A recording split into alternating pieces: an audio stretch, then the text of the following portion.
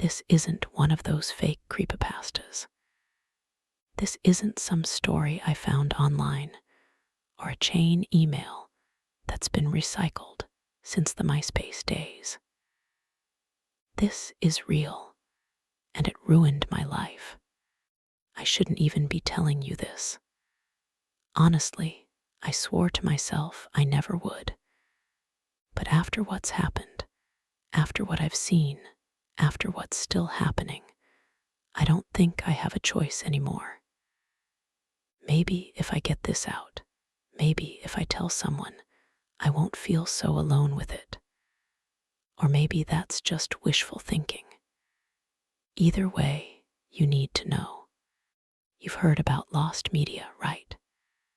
The weird cartoons that got pulled after one airing. The banned episodes that studios bury so deep you'd think they never existed. Most of those are just urban legends made up by bored fans. But every now and then, one of them is true. Every now and then, something slips through the cracks that wasn't supposed to. That's what happened with me. It was a tape, just an old, beat-up VHS that should have meant nothing. But inside was a SpongeBob episode Nickelodeon has spent years trying to erase from existence. And I get why.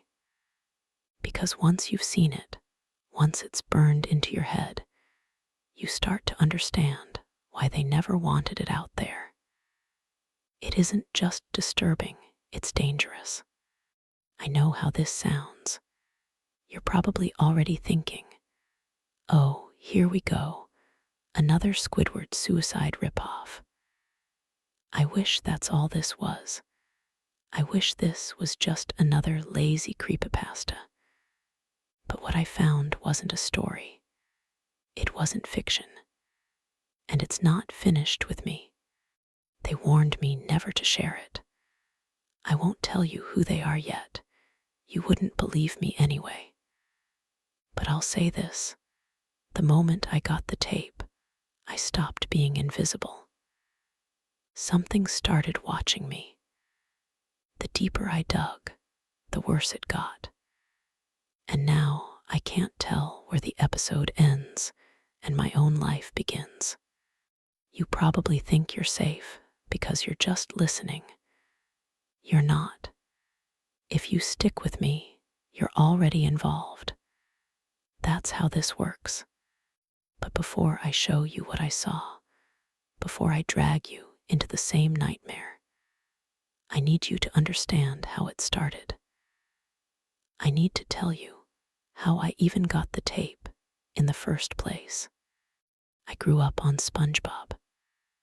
Saturday mornings, rainy afternoons, the glow of the TV spilling across the carpet while I sat cross-legged with a bowl of cereal that went soggy before the first commercial break. It was my comfort show. Everyone at school quoted it. The teachers rolled their eyes at our bad impressions of Patrick. And even my dad, who hated cartoons, knew the theme song. It was simple, silly, and safe. At least, that's what I thought. Some of my earliest memories are tied to that yellow sponge. I'd tape marathons on our old VCR, labeling each cassette with clumsy handwriting. SpongeBob, best episodes. I still remember the smell of the warm plastic, the clatter of the rewinder, and the thrill of knowing I could rewatch my favorite bits whenever I wanted. The Krusty Krab training video, the hash-slinging slasher episode, even the one where Squidward eats too many Krabby Patties. I knew them all by heart. It felt like home.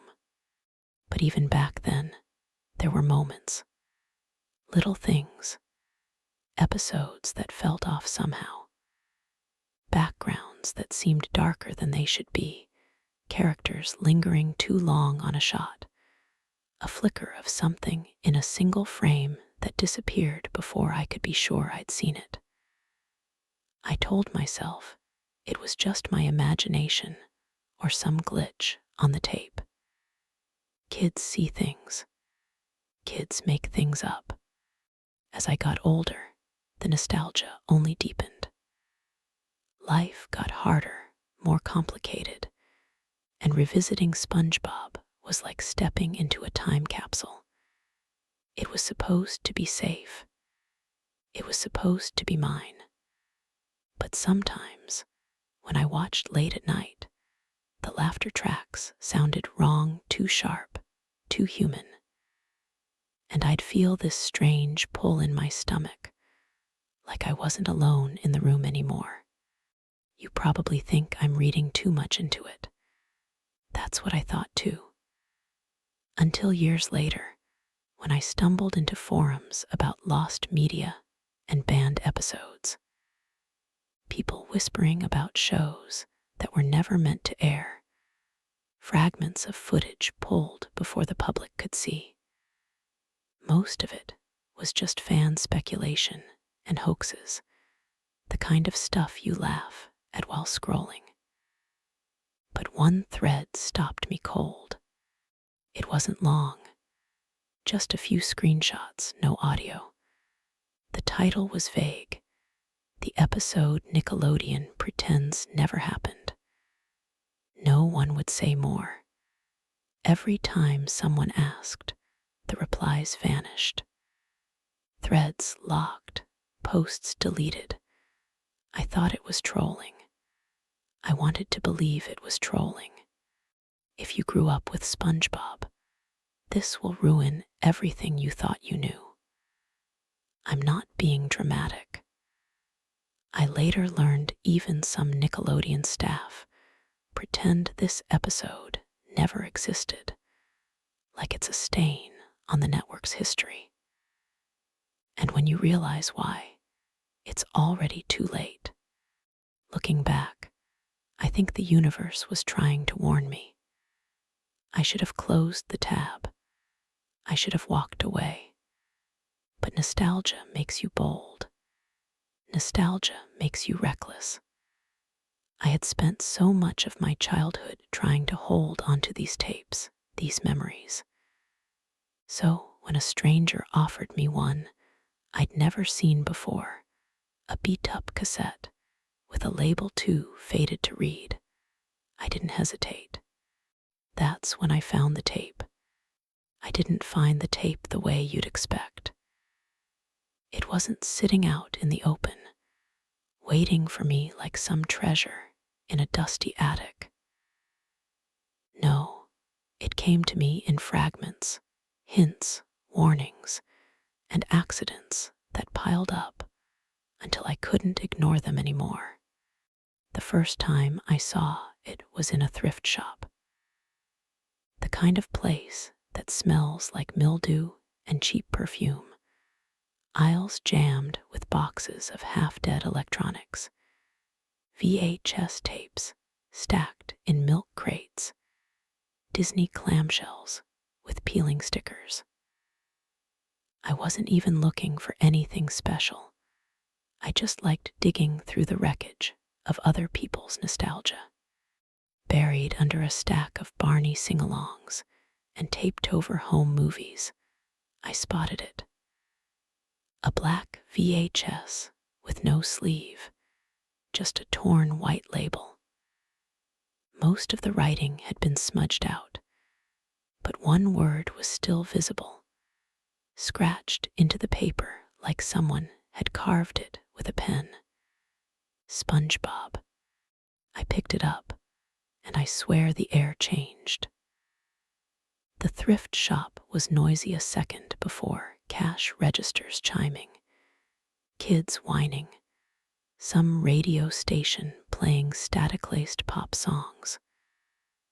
But holding that tape, it all went muffled, like I was underwater.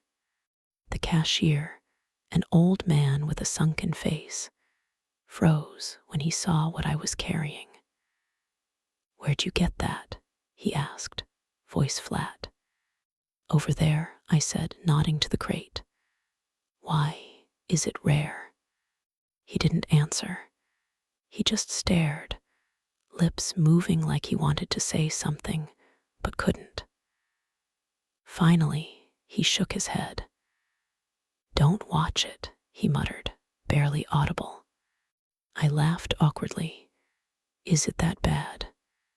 This time he looked straight at me, eyes pale and wet.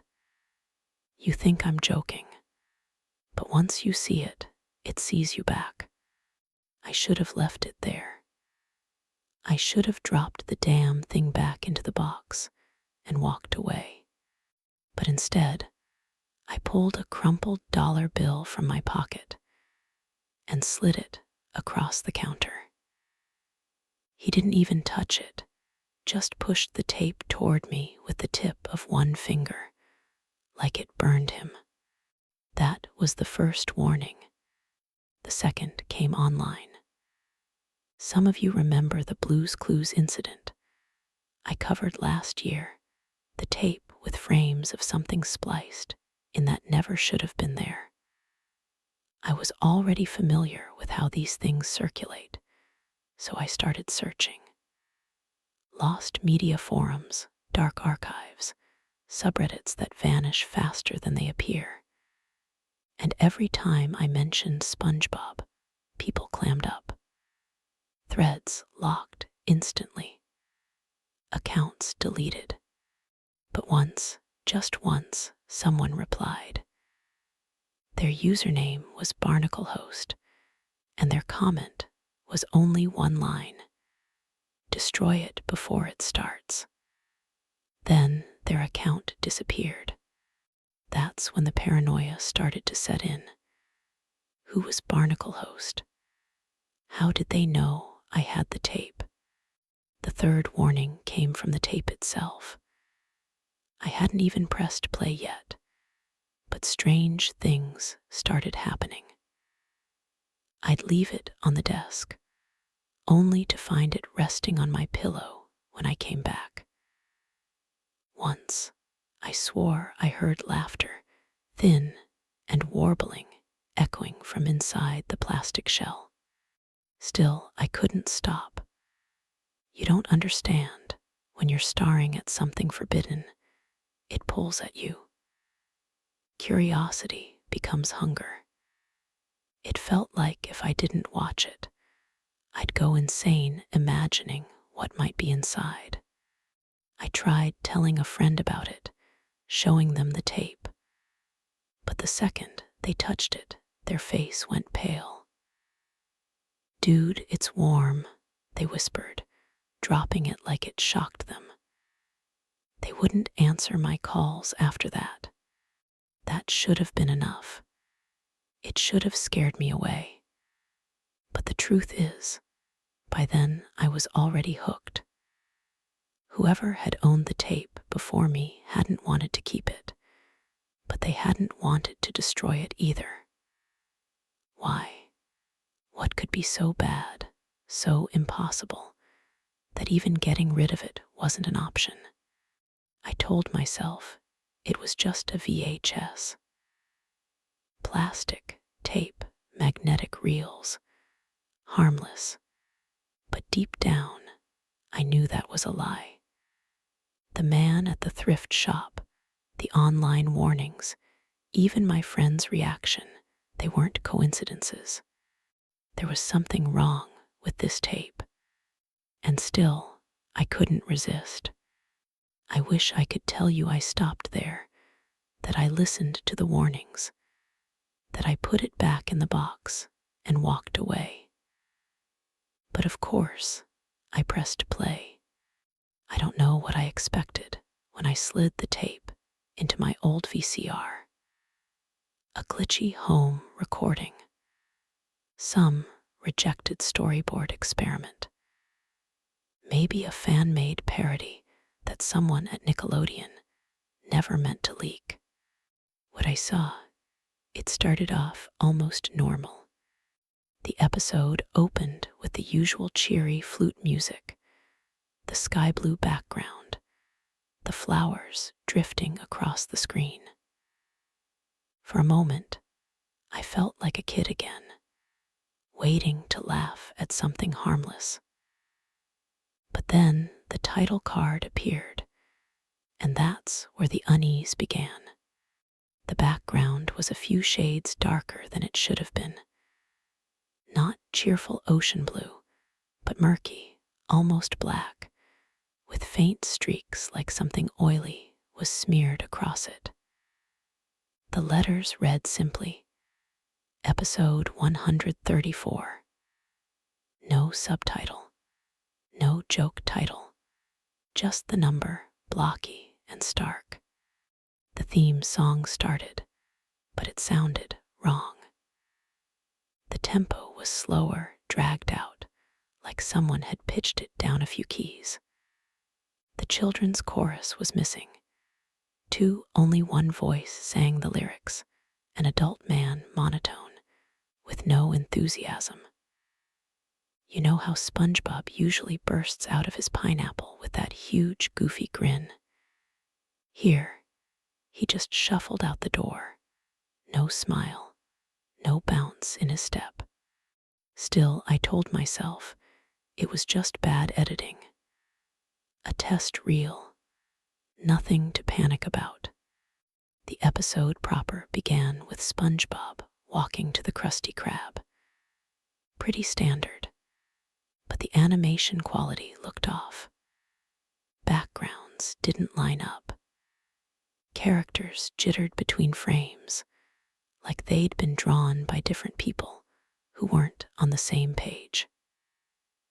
At one point, the sidewalk behind SpongeBob rippled, as though it were underwater in a way it shouldn't have been. When he reached the Krusty Krab, Squidward was at the register. His voice was the first thing that felt genuinely wrong. Normally, his sarcasm is funny, exaggerated, almost cartoonish. But here, it sounded flat, bitter, real. SpongeBob bounded up to him and shouted, "Good morning, Squidward." But the timing was off. The mouth flaps didn't sync with the audio. Squidward's reply, "What's so good about it?" was followed by canned laughter that erupted too loud, distorted, like it was recorded from a crowd in agony rather than amusement. The laugh track didn't stop when the scene changed. It just kept going, even as Mr. Krabs came out of his office. You might think I'm exaggerating, but if you'd seen it, you'd know. Mr. Krabs' eyes bulged unnaturally. Each movement of his pupils exaggerated, like the animators wanted him to look at me through the screen. When he laughed, it didn't sound like the usual RRR. It was wet, sloppy, a sound like gargling blood. The first act played out with SpongeBob trying to make Krabby Patties, but everything was slightly wrong. The patties sizzled louder than normal, drowning out dialogue. When SpongeBob flipped one, the grease splattered across the camera lens and didn't fade. It just stayed there, obscuring part of the screen with a reddish smear. I told myself again, it had to be a rough cut, maybe even an animation test. But there was something else, something I couldn't shake. The characters weren't just acting differently.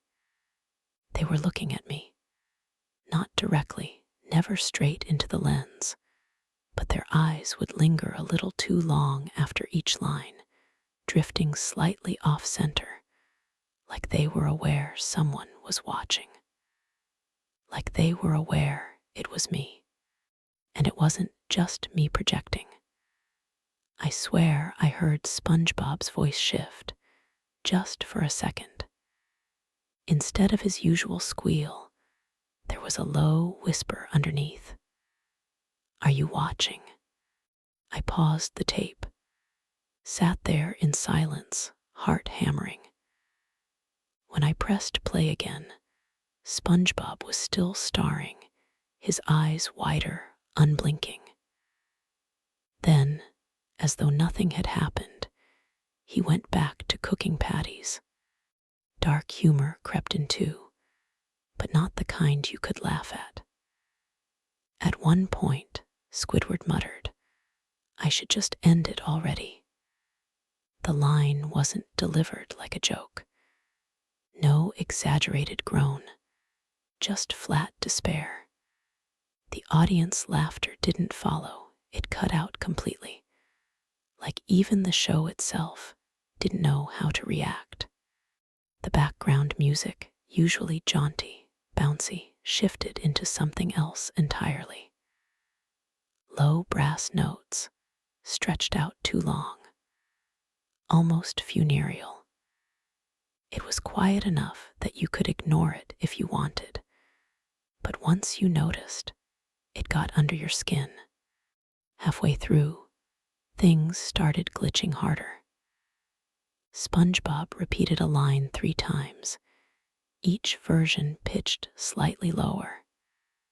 The picture fuzzed with static, but the static wasn't random, it formed shapes. Faces.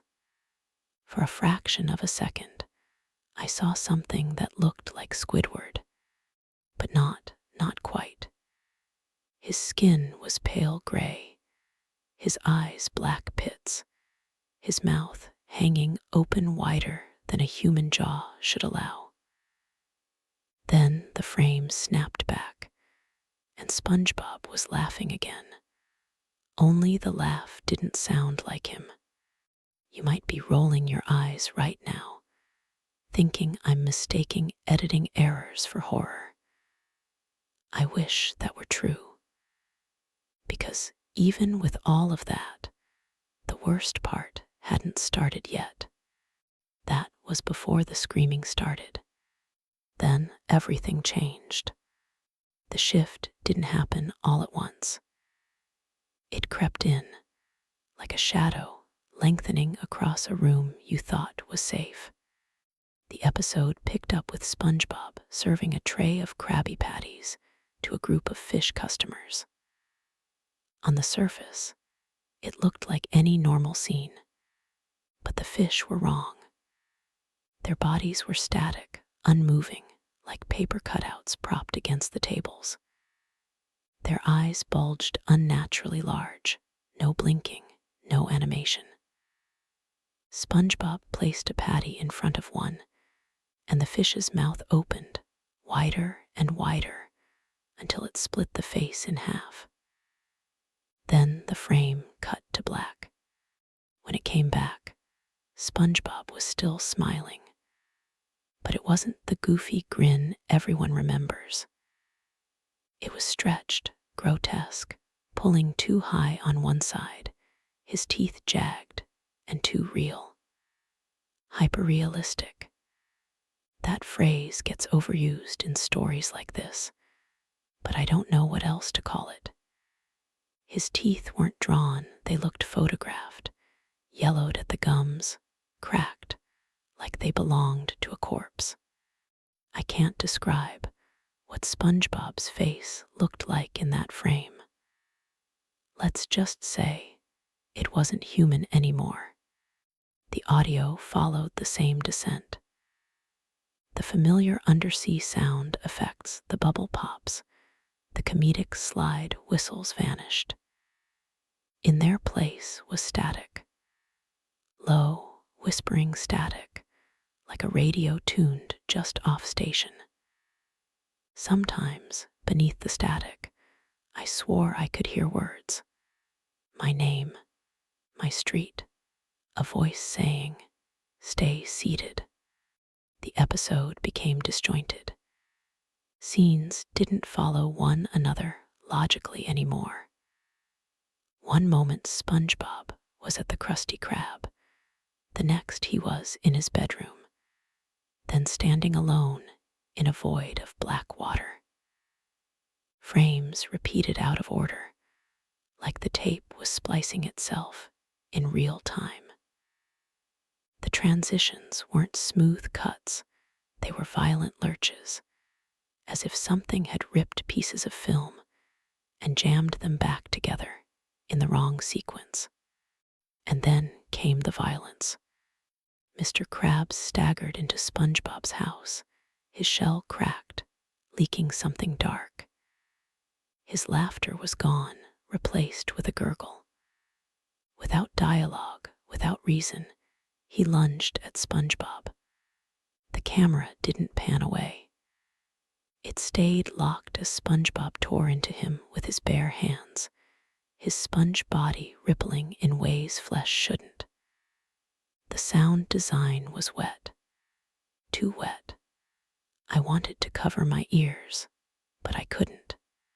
Squidward appeared in the background of that scene, but he wasn't animated. He was real. A grainy photograph of a man in a Squidward costume, just standing there still, arms limp at his sides. His eyes were wide open, unblinking, glassy. The photo flickered in and out for a few frames, too quick to process, but enough to burn into my memory. I felt sick. My stomach twisted, and for a second, I thought I'd vomit right there in my living room. But I couldn't stop watching. My hand hovered over the remote, frozen, like some invisible weight pressed it down. That's when the fourth wall started to break. Characters began to notice the camera. Not in a jokey, wink to the audience way, but with a slow, dawning awareness. SpongeBob, blood still dripping from his fingers, turned his head not toward Squidward, not toward the mangled shape of Mr. Krabs, but straight into the lens. His smile didn't move, but his eyes locked on me. He didn't blink. "You're still here," he whispered. I almost dropped the remote. The line wasn't delivered in Tom Kenny's voice. It was SpongeBob at all. It was a flat, genderless tone, like a voice sample stretched across a synthesizer. And then it got worse. The static surged, flashing images so quickly I could barely register them. Crime scene photographs. Real ones. I swear they were real. Blood-soaked mattresses. A bathroom with red streaks up the walls. A pair of pale feet sticking out from under a sheet. Between those flashes came cryptic text, single words in white font against black. Watch, listen, obey.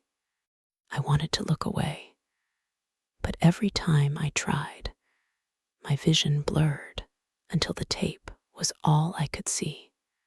Part of me thinks telling you this puts you in danger too. Maybe you're already infected by hearing it. Maybe the tape doesn't need the physical reel anymore. Maybe it just needs an audience. At one point, the scene cut to SpongeBob sitting alone at the bottom of the ocean. His arms were limp, his face blank. For almost 30 seconds, nothing happened. Just silence. Then, his mouth began to move. Not in the usual exaggerated animation style, but slowly, realistically, as if someone had filmed a human mouth and pasted it onto his face. The words that came out weren't meant for anyone in the episode. They were meant for me.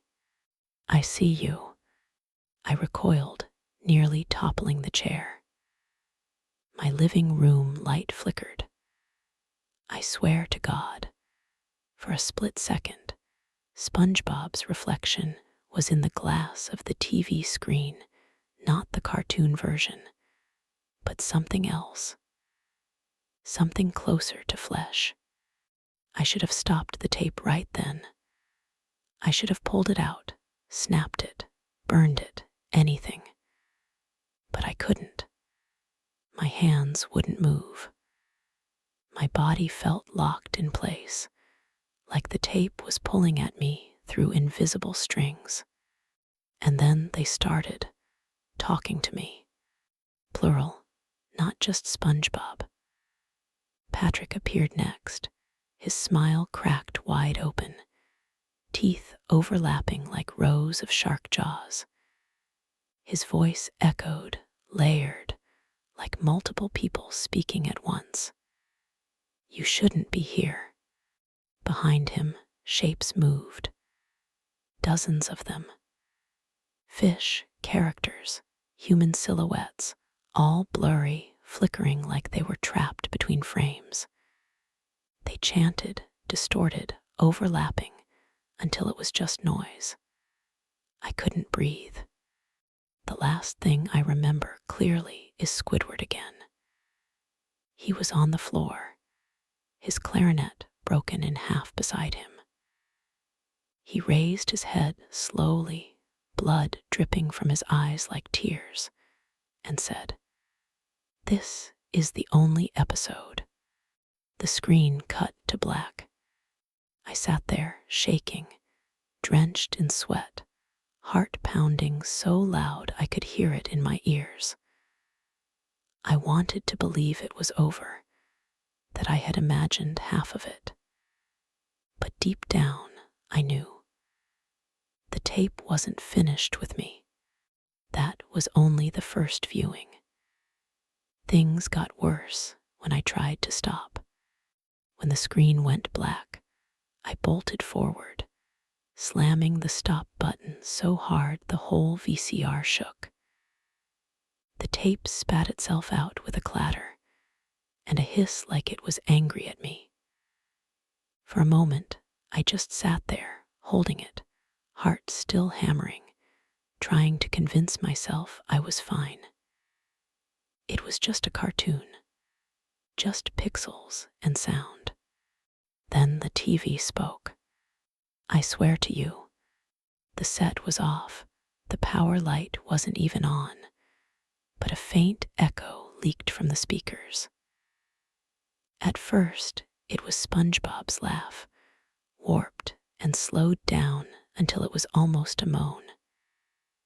Then it shifted into whispering. My name, over and over. I yanked the plug from the wall. The whispering didn't stop right away. It faded out slowly, like breath on a cold window. I left the tape on the coffee table and went to splash water on my face. When I came back, it was gone. I searched the entire apartment, thinking I'd misplaced it in my panic. But there, it was sitting upright on my pillow, like a pet waiting for me. My hands trembled as I picked it up. It felt heavier now, warmer, almost pulsing under my fingers. That was the first night I dreamed about it. I was back in the Krusty Krab, except it wasn't the cartoon version, it was real, built out of damp wood and rotting nets, smelling of rust and salt. SpongeBob was behind the counter, but he didn't move. His eyes tracked me as I walked past him. In the kitchen, the fryers hissed even though no one was cooking. Something wet dripped onto the floor. When I looked down, it wasn't grease. It was blood, thin and pink. I woke up gasping, my sheets damp with sweat. My nose was bleeding. The dreams got worse after that. Patrick waiting at the end of my hallway, mouth stretching wider than his head. Squidward standing in the corner of my room, clarinet raised like a weapon. Sometimes they whispered rules I couldn't quite catch. Sometimes they just stared, and the tape kept moving. I'd lock it in a drawer, only to find it leaning against the bathroom mirror. Once I left it in the trunk of my car overnight and woke up to find it sitting at the foot of my bed. The more I tried to ignore it, the bolder it became. The tape doesn't like being ignored. I tried reaching out for help online. Some of you remember when I posted about the Blue's Clues incident last year, how my DMs filled with people who'd seen the same thing. I thought maybe it would be like that again. Maybe I'd find others who'd watched this cursed SpongeBob episode. But every time I posted screenshots, the threads vanished, posts deleted, accounts banned. One moderator sent me a single message before my account locked. Stop sharing it. We can't protect you. If anyone else has ever seen this tape, please comment. I need to know I'm not alone. The deeper I dug, the stranger it got. I tracked down old Nickelodeon production logs, stuff archived by fans, employees, anyone who'd saved scraps. Buried in a 2003 scheduling memo was a list of episodes. Most were normal, but one entry stood out. 134 canceled. The word canceled was crossed out 3 times in red marker, then replaced with destroy in block capitals. I found an ex-employee on a private forum. They refused to give me their name, but confirmed something had gone wrong with an episode. It's not supposed to exist, they wrote. We destroyed every copy. When I asked them what was on it, they stopped responding. A day later, their account disappeared. My apartment started to feel smaller after that. Shadows stretched long across the walls, even when the lights were on. I'd catch glimpses of shapes in the corner of my eye bubbles rising from nowhere, cartoon outlines etched in air like burn marks. Sometimes the smell of grease would fill the room, sharp and acrid, with no source. I tried wearing headphones, blasting music, drowning out the whispers. It didn't matter. They'd leak through anyway, faint and high-pitched, like someone humming underwater. I could swear they were getting clearer. Play it again. We're not finished. One night I woke to find the TV on, the VCR empty. The screen was solid blue, no input, but faint shapes floated across it like jellyfish, white outlines of SpongeBob's face, flickering in and out. My nose started bleeding again. By then, I wasn't sure what was real anymore. Dreams and waking life bled together. Sometimes, I'd wake up in my own bed but smell salt water and hear the distant clang of the Krusty Krab's register. Once, I found a single soggy Krabby Patty wrapper under my pillow. I live alone. The worst part, the tape still played, even after everything. The label wore down to nothing, but the reels spun smooth, unbroken. And every time I put it in, the episode was different. New scenes, new words. It was like it knew I was watching, like it was rewriting itself for me. I thought destroying it would free me. I was wrong. I don't know how many times I've tried to get rid of that tape. More than I can count. Every time I thought I'd beaten it, every time I convinced myself I was finally free, it found its way back darker, heavier, more alive. The first attempt was fire. It seemed obvious. I took it out back one night, doused it with lighter fluid, and struck a match. The flame caught quick, curling the label, melting the edges of the plastic. I remember the smell, thick, chemical, like burning rubber. For a second, I thought it was working. I thought I'd won. But the fire didn't stay. It sputtered out, like something sucked the oxygen away. The tape sat in the ashes, not even warped, cool to the touch, like it had never burned at all. The second attempt was brute force. I slammed it with a hammer until my arms ached. Plastic cracked, reels popped out, black ribbons spilled across the floor. I laughed, manic, relieved, half-crazed laughter. Then I left the pieces scattered and went to bed. When I woke up, the tape was whole again. Sitting neatly on my desk, ribbon rewound, label clean. The hammer was bent. I tried mailing it away. Packed it in a box, duct taped every seam, scribbled the wrong return address, and sent it to some random P.O. box across the country. The clerk gave me a funny look, but I didn't care. I slept like a baby that night, for the first time in weeks. Next morning, there it was, waiting at my doorstep like a loyal dog. Same box, same duct tape, my handwriting on the label. Only this time, the tape felt different, heavier, like something inside had grown. Every time it came back, the episode had changed. It wasn't just repeating anymore. Whole scenes I hadn't seen before. SpongeBob standing in silence for minutes at a time, staring directly at the camera. Patrick mumbling words I couldn't quite make out, like some corrupted prayer.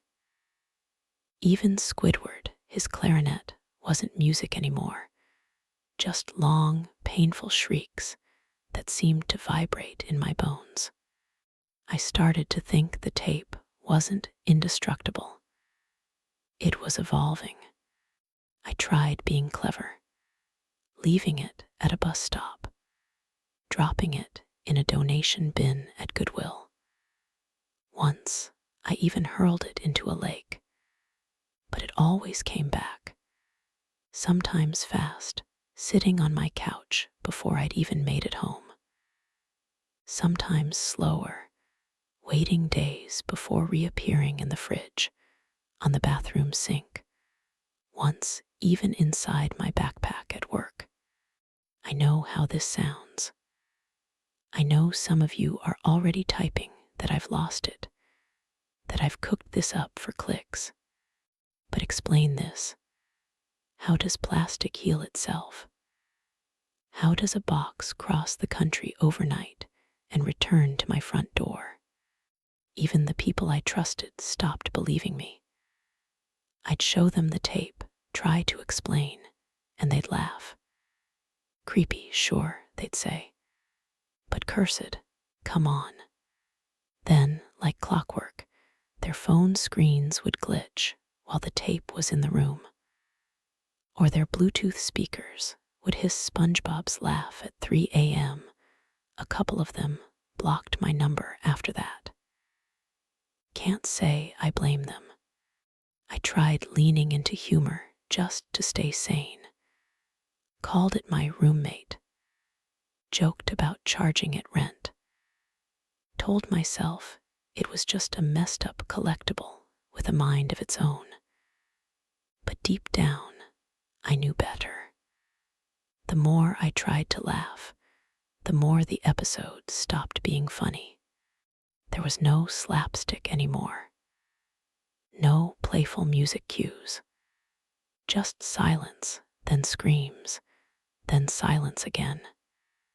And every time SpongeBob's mouth moved, I felt like he was speaking straight to me, even if the words didn't make sense. Not yet. The final time I watched it, there was no question. It wasn't hinting anymore. It wasn't subtle. The episode spoke directly to me. That's when I realized it didn't want to be destroyed. It wanted to be seen. I told myself I wasn't going to play it again. I swore I was done. But swearing and meaning it aren't the same thing. The tape was patient, waiting, whispering. And in the end, I gave in. I loaded it like a confession. Sat cross-legged on the floor, lights off, curtains drawn, heart hammering as the reels began to spin.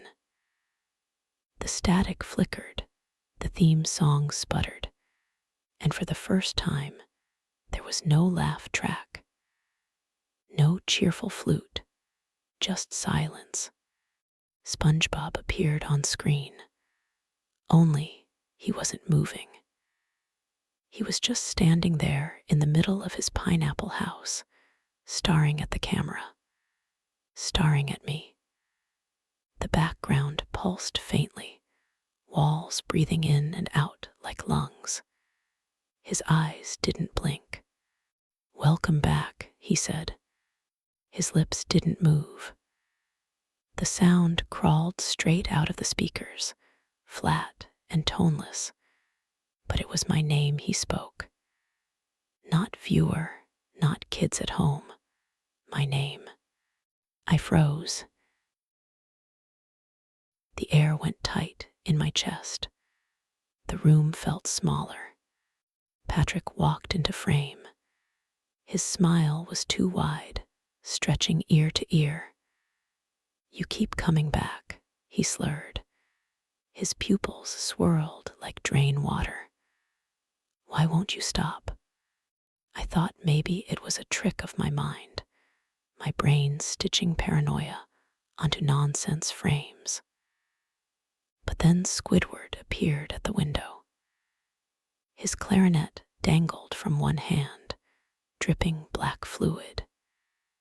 He leaned in close to the glass and whispered, "You're not supposed to be here." The episode flickered, frames skipping out of order. And then I saw it, my bedroom. Not SpongeBob's world. Mine. Grainy footage of my own room, my bed unmade, my clothes piled on the chair. The angle was from the corner, like a hidden camera had been watching me for weeks. I stumbled back, nearly pulling the plug. But my hands wouldn't move. My body felt locked in place. The tape kept going. Childhood photos flashed on screen, ones I hadn't seen in years. Me at age 6, birthday cake smeared on my face. Me in high school, awkward and hunched. Each image flickered only for a second, but long enough that I knew they weren't fakes. These were real, from my life, from my past. "How did you?" I whispered, but the tape cut me off. SpongeBob leaned closer to the camera, filling the screen with his two real eyes. "We've always been watching," he said. "We've always been here." The Krusty Krab replaced my bedroom. But it wasn't the cartoon, it was bleeding decayed, nets sagging with black sludge. Mr. Krabs stood behind the register, claws twitching. "You can't tell them," he rasped. His voice was layered, like 3 people speaking at once. "You can't tell anyone, or they'll see you too." I laughed, a sharp, broken sound. "This isn't real," I told myself. "This isn't real. It can't be real." The tape answered me. The screen cut to footage of me on the floor, right then, in real time. The same posture, the same shadows, Except in the recording, my mouth was open wide, screaming silently. My eyes were wrong, black voids, bottomless. I scrambled for the VCR, clawing at the eject button, but it was jammed. My fingernails bent back as I pounded the machine. The screen rippled like water, and then SpongeBob's face pressed against the glass, from the inside, bulging forward, lips peeling into a grin. "You think you're telling them this story," he said, "but we're the ones telling it."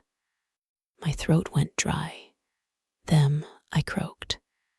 He nodded, or maybe the screen itself nodded. "The ones listening, right now." And that's when I realized what the tape was showing me. Not just my past, not just my present, but this exact moment. Me talking to you. On screen, SpongeBob pointed outward. His yellow arms stretched too far, too long, bending past the frame, until it felt like it might reach through. His finger landed squarely on me, and then shifted slightly, pointing straight through the screen. At you. I couldn't breathe. I couldn't look away. The episode collapsed into chaos, frames flashing so quickly my eyes burned. The Krusty Krab, my room, my face, your face, back and forth, until it all blurred together. Screams layered with laughter, static crawling like insects. And beneath it all, one constant phrase whispered over and over: "We want you. We want you. We want you." I don't know how long it lasted. Minutes, hours, time didn't matter anymore. My body shook with sobs I couldn't control. I felt sick, poisoned, like the tape had wormed its way into my veins. I tried covering my ears, shutting my eyes, but the images burned on the inside of my eyelids. Finally, the screen went black. Just black. No credits, no music. I thought it was over. Then faintly, a reflection shimmered across the screen, not mine. Not SpongeBob's. Someone else, standing just behind me. I spun around. Nothing. Empty room. When I looked back, the tape had rewound itself.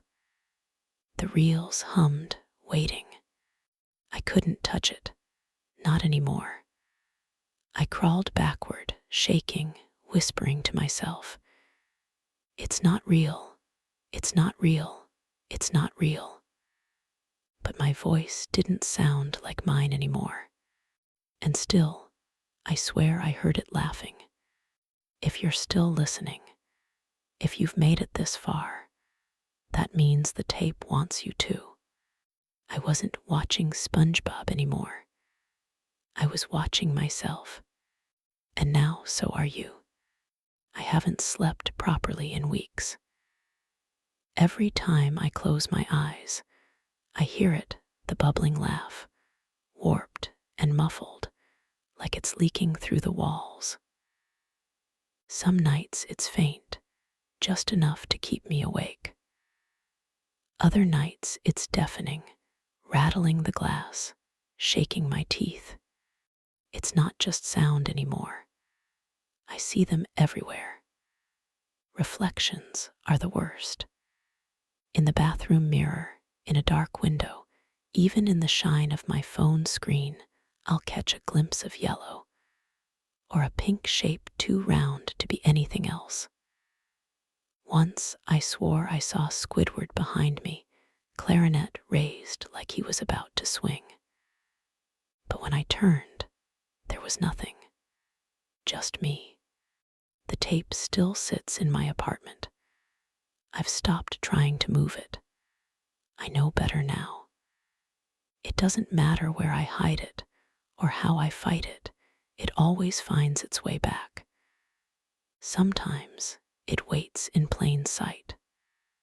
Other times it disappears for days, lulling me into thinking maybe, just maybe, it's over. But it's never over. It always comes back. I think the curse isn't just in the tape. It's in the knowledge of it. The moment you know it exists, it knows you. That's why I've hesitated to share all this. I told myself I wouldn't drag anyone else down with me. But the truth is, silence only makes it stronger. Keeping it secret doesn't save you, it isolates you. That's why I'm telling you now. And that's why you're in danger. If anyone dealt with something like this, if anyone has survived something like this, please post below. Leave a comment, a theory, a ritual, anything. I'm running out of time, and maybe someone out there knows how to stop it, or at least slow it down. Don't assume you're safe just because you haven't touched the tape. You heard me. You've pictured it. You've followed every word of this story. And that's enough. That's how it spreads. Maybe you've already noticed it. A flicker on the edge of your vision. Static in your headphones where there shouldn't be. A laugh echoing from nowhere. If you have, don't ignore it. Don't look away. Looking away is when it notices. I've tried fighting. I've tried forgetting. Nothing works. The truth is, I don't think there's a way out for me. But maybe there's still a chance for you. Maybe if you learn from my mistakes, if you pay attention, you'll see it coming before it's too late. I can feel it getting closer now. Every day, the line between my world and theirs blurs a little more. Sometimes, I wake up to find water pooling on the floor, salt water, thick with the smell of grease and old fryer oil. Sometimes, the laughter doesn't stop for hours. And sometimes, I think it's already inside me. So listen carefully. Don't shrug this off as another creepypasta. Don't laugh it away like a ghost story around a campfire. This is real. This ruined me. And it will ruin you too if you let it. I shouldn't have told you this. But now it's too late.